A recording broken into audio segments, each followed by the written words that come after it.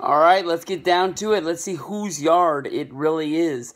This one is going to be The Undertaker versus Roman Reigns. Roman Reigns honestly is the WWE's #1 big star in their own eye, no matter who has anything to say about it. If you listen to Monday Night Raw, if you listen to pay-per-view crowds, people love to boo Roman Reigns. WWE will always answer back saying that you should be on the local house shows, where basically there's always a loud cheer of fans for Roman Reigns, and Roman Reigns always seems to be one of the most over guys there is. They had a huge opportunity putting him up against the largest legend inside of WWE that seems to come back each and every year, bigger, better, and stronger than ever, in The Undertaker. I don't think there's one fan in Orlando that will be booing Undertaker come WrestleMania Sunday.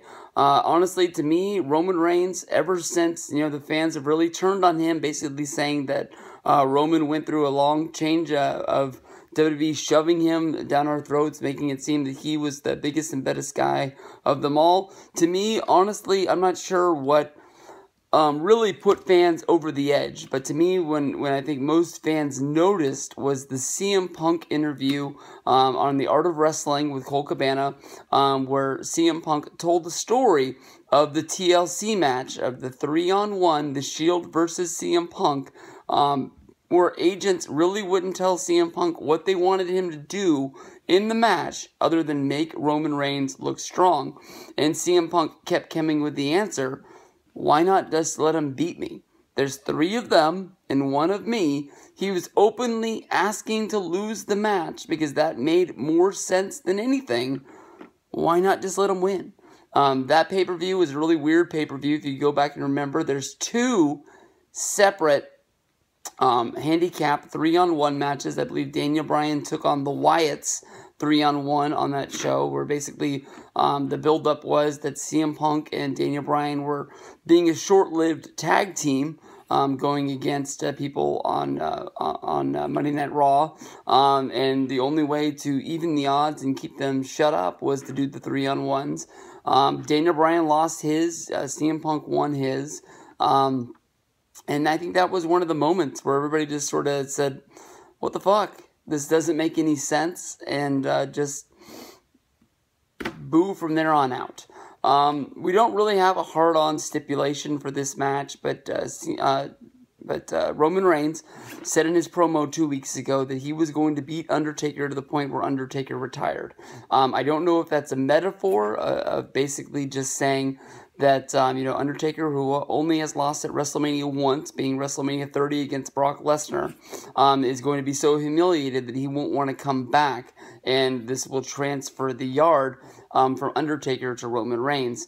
To me, honestly, this is a very old sort of saying that Undertaker used to have. I mean, I think he was saying this back in 2001 and 2002 when he was still Undertaker the Biker. I can't really think of him calling this his yard since then. So whoever pitched this in the writing room has probably honestly been there for a long time, or just, Vince is saying, I want to do Undertaker versus Roman, and nobody in the room had, a saying of what they wanted this match to be built around and why these guys were going to come together.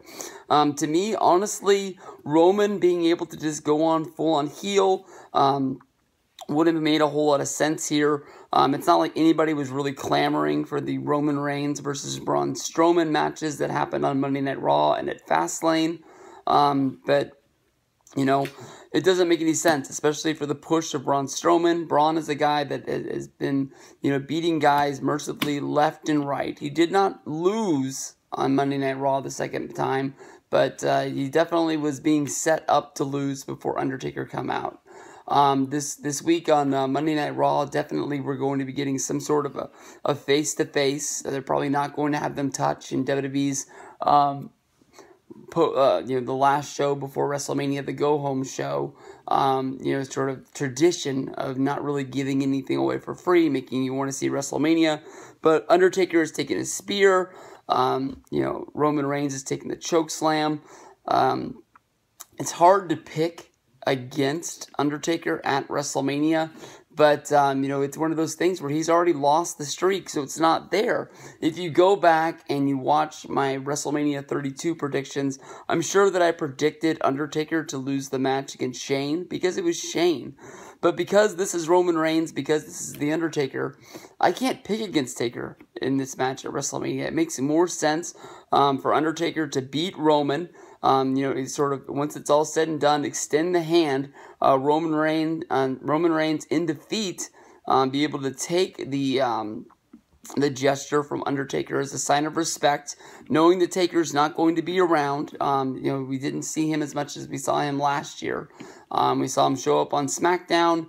We saw him a few Raw appearances, but you know, it's not like he was doing the whole Brock Lesnar tour like he was doing a few years ago with the SummerSlam match in New York, the Hell in a Cell in LA, and then I think that Survivor Series was in Atlanta, but I'm not quite sure. But you know, if they do the handshake deal, I think it's sort of cheap that if they do the heel turn there, where Roman would sort of do the Chris Jericho WrestleMania 19 thing and just sort of kick Undertaker in the nuts. They could do that, but to me, honestly, if they wanted to get this match more over, it would make more sense if they would have done the heel turn on the way, so that way he could have beat Undertaker and then taken the rub from beating Undertaker and moving that forward into the next few pay-per-views and making him the biggest, baddest dude on the block. It could go either way, but I'm picking Undertaker to get the win here and show the sign of respect to Roman and WWE, hoping that is what's going to take for get him over with the fans.